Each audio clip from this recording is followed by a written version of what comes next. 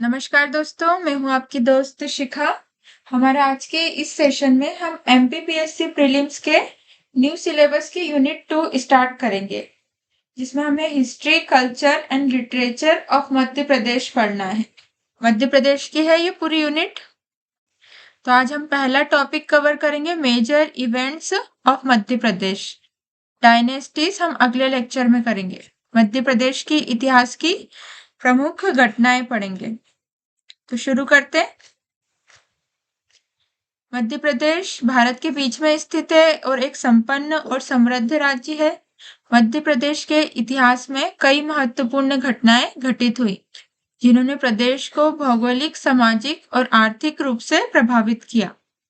1857 की क्रांति में भी मध्य प्रदेश का महत्वपूर्ण योगदान रहा। अब हम घटनाओं की बात कर ले। ये क्रम से है दोस्तों घटनाएं। 1857 की क्रांति।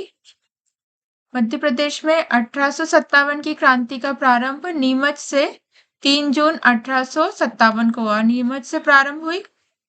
ये नीमच, यहाँ से प्रारंभ हुई 1857 की क्रांति।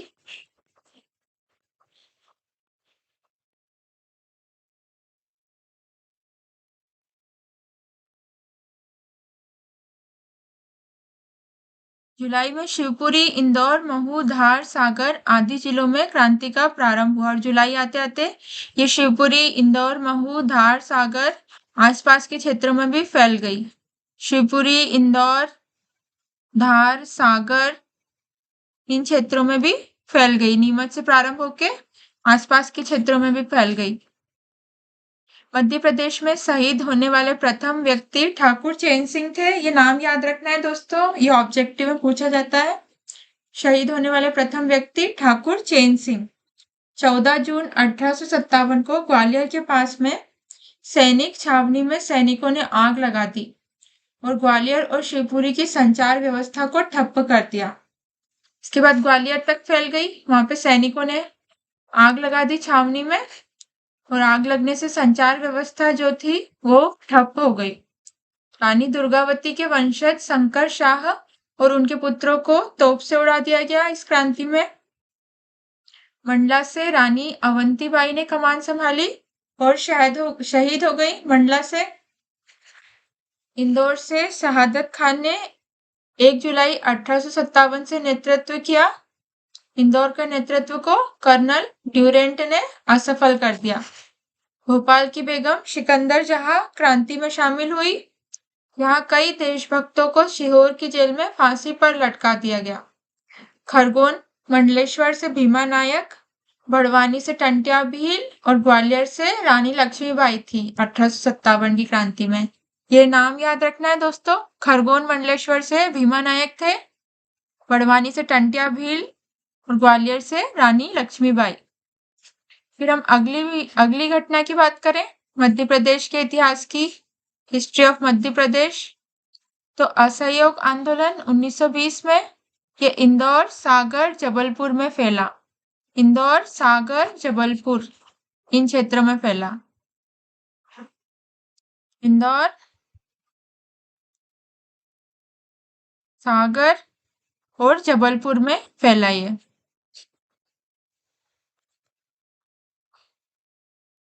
इसका नेतृत्व प्रभाकर ढूंढीराज ने किया। फिर अगली घटना खिलाफत आंदोलन 1919 से 1924 तक। इसका नेतृत्व मध्य प्रदेश से अब्दुल जब्बार खान ने किया। झंडा सत्याग्रह 1923 में।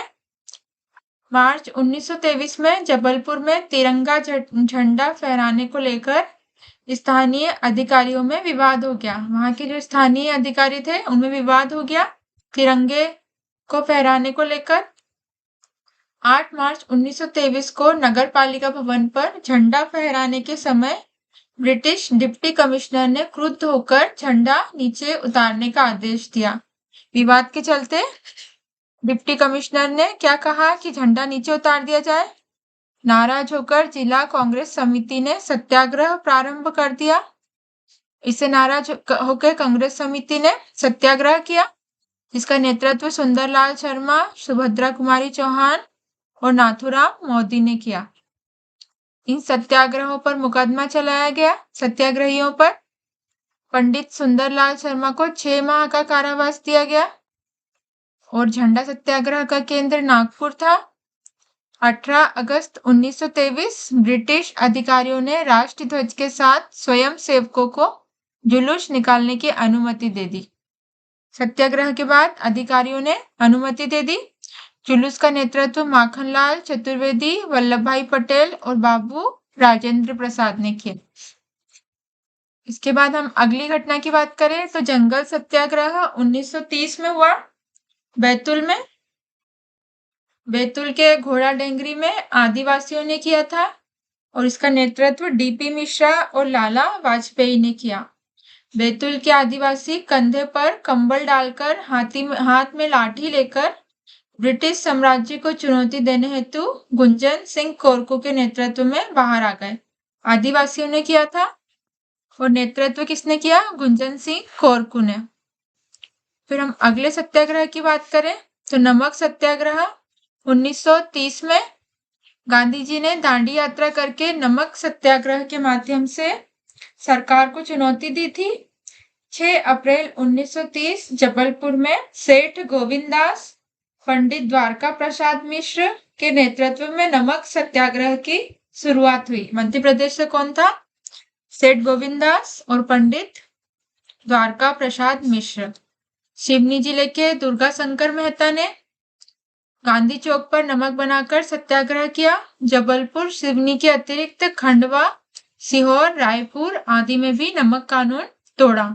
जबलपुर, सिवनी में फैला और इनके अतिरिक्त खंडवा, सीहोर और रायपुर में भी फैला। फिर हम अगले घटना की बात करें। चरण पादुका नरसंहार, ये 1931 में 1931 14 जनवरी 1931 मकर संक्रांति के दिन छतरपुर जिले में उर्मिल नदी के तट पर चरण पादुका मैदान में चल रही जनसभा को ब्रिटिश सैन्य बल ने चारों ओर से घेरकर जनसभा में उपस्थित लोगों पर गोलियां चला दी।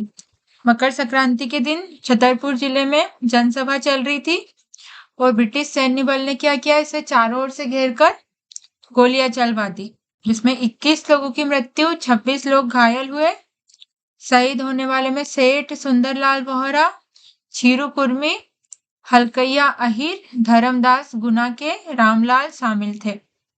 1939 में बुंदेलखंड कांग्रेस समिति बनी, जिसके अध्यक्ष राम सहाय तिवारी थे। 1931 में मकर संक्रांति के दिन उर्मिल नदी के तट पर चरण पादुका मैदान में लोगों जनसभा हो रही थी, जिसको सैनिकों ने घेर के उस पर गोलियां चला दी।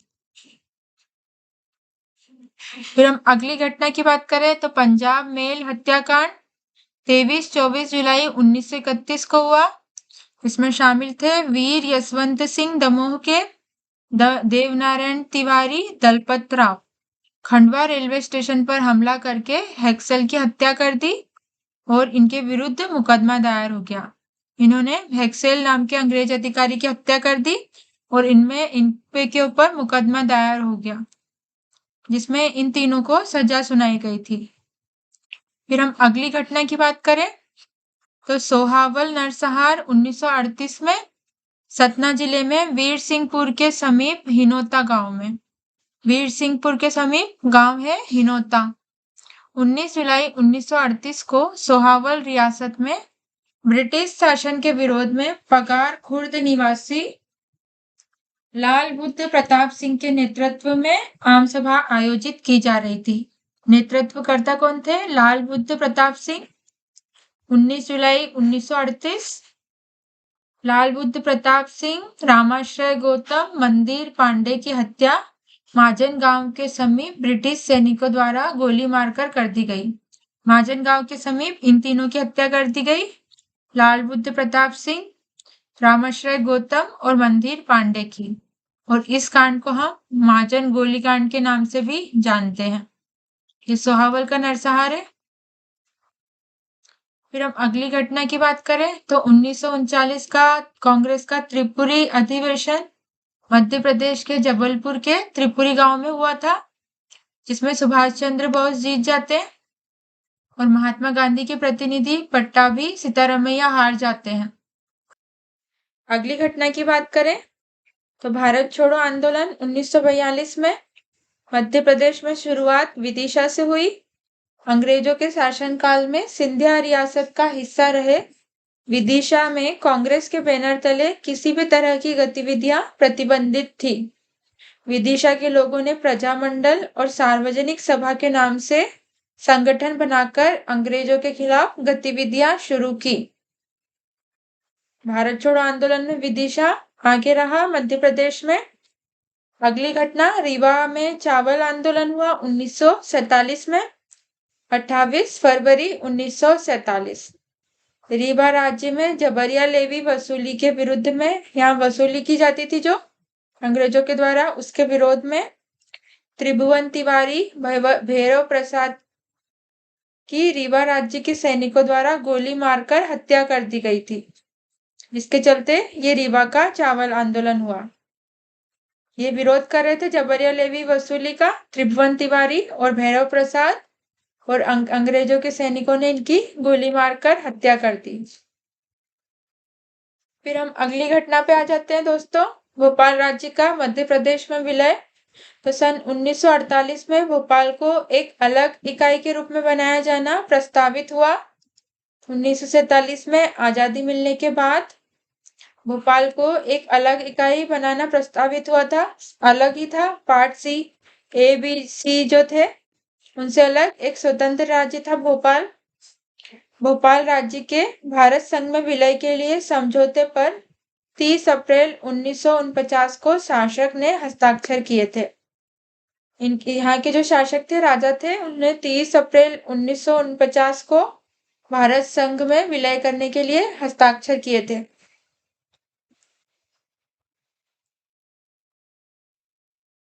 बाद में 1 नवंबर 1956 को भाषाई आधार पर राज्यों के पुनर्गठन के परिणाम स्वरूप भोपाल सी राज्य या मध्य प्रदेश बन गई। हम पढ़ चुके हैं राज्यों के पुनर्गठन में 1 नवंबर 1956 को भोपाल सी राज्य बन गया था। भोपाल जिले को 2 अक्टूबर 1972 में बनाया गया। ये डेट याद रखना है जिले की, 2 अक्टूबर 1972, और ये राज्य के 45 जिलों में से एक है। भोपाल राज्य 18वीं शताब्दी का भारत का एक स्वतंत्र राज्य था। 1818 से 1947 तक भारत की एक रियासत थी। 1949 से 1956 तक एक भारतीय राज्य था जिसकी राजधानी भोपाल थी, और वर्तमान में एक शहर है भोपाल। अब हम अगली घटना पढ़ें, भोपाल राज्य का स्वतंत्रता संघर्ष। मध्य प्रदेश की राजधानी भोपाल भारत की स्वतंत्रता 15 अगस्त 1947 के समय स्वतंत्र नहीं हुई। जब हमारा देश आजाद हुआ तब ये भोपाल स्वतंत्र नहीं हुआ था। भोपाल के नवाब हमीदुल्ला खान ने भोपाल को राज्य को स्वतंत्र रखने का निर्णय लिया। हमने पढ़ा था कि कैसे रियासतें स्वतंत्र थी कि वो भारत में रहे, पाकिस्तान में जाए या फिर खुद अलग रहें। तो जो भोपाल के नवाब थे उन्होंने भोपाल राज्य को स्वतंत्र रखने का निर्णय लिया था। परंतु 1948 में भोपाल राज्य की भारत में विलय की मांग उठने लगी। नेतृत्व में भाई रतन कुमार, प्रोफेसर अक्षय कुमार, पत्रकार प्रेम श्रीवास्तव, सूरजमल जैन, मथुरा प्रसाद, बालकृष्ण गुप्त, मोहिनी देवी, शांति देवी, बसंती देवी आदि लोग सम्मिलित थे। आंदोलन को गति देने के लिए भाई रतन कुमार और उनके सहयोगियों ने एक नया अखबार निकाला था, नई राह। नवाब के आदेश पर आंदोलन के केंद्र जुमरेती स्थित रतन कुटी को बंद कर दिया गया। होशंगाबाद से एडवोकेट बाबूलाल वर्मा के घर से भूमिगत आंदोलन चलाया गया। ये जो केंद्र था आंदोलन का, रतन कुटी जुमरेती में स्थित था, इसको बंद कर दिया गया। तो उसके बाद होशंगाबाद से एडवोकेट बाबूलाल वर्मा के घर से भूमिगत आंदोलन चलाया गया। अंततः जनता का दबाव देखकर सरदार पटेल ने हस्तक्षेप किया और भोपाल के नवाब हमीदुल्ला खान को विवश होकर विलय समझौते पर हस्ताक्षर करना पड़े। स्वतंत्र रहना चाह रहे थे ये नवाब और विवश होके जनता का दबाव था, उसके चलते विलय पे हस्ताक्षर किए 1 जून 1949 को और भोपाल भारत में सम्मिलित हो गया। लेक्चर भी यहाँ पे खत्म हो गया दोस्तों। बहुत बहुत धन्यवाद दोस्तों।